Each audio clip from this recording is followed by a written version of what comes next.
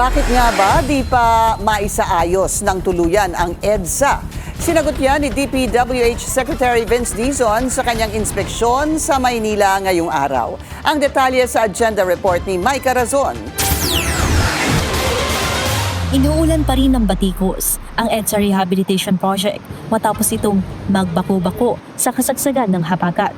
Kaya paliwanag ni Public Works Secretary Vince Dizon, kung mas matibay na pagsasaayos ang isasagawa, siguradong sasalubungin ng Metro Manila ng mabigat na trapiko.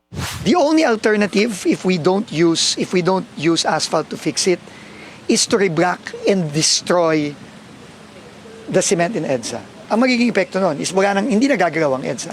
Pinabulaanan din ni Dizon ng umano'y zero budget sa flood control na Region 11 ng Davao. There's roughly more than 2 billion for Region 11 in flood mitigation projects. So it's not far from zero. Paliwanag niya, gawa muna bago bayad. Hindi na katulad ng dati na nauuna ang bayad, kaya kahit hindi nagawa ay nakakakubra na sa kaba ng bayan.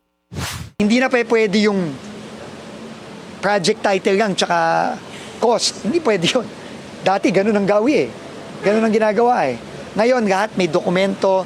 Balik Maynila si Dizon para sa inspeksyon ng Remedios Pumping Station na 6 na buwan nang hindi gumagana dahil naimbakan ng basura. Pansamantala namang naglagay ng mobile pump ang DPWH at MMDA para maibsan ang baha sa kabaan ng TAF. Para sa agenda, Maica Razon, Culinary News Channel. Mag-follow sa aming mga social media accounts at mag-subscribe sa aming YouTube channel para sa pinakahuli at eksklusibong mga balita.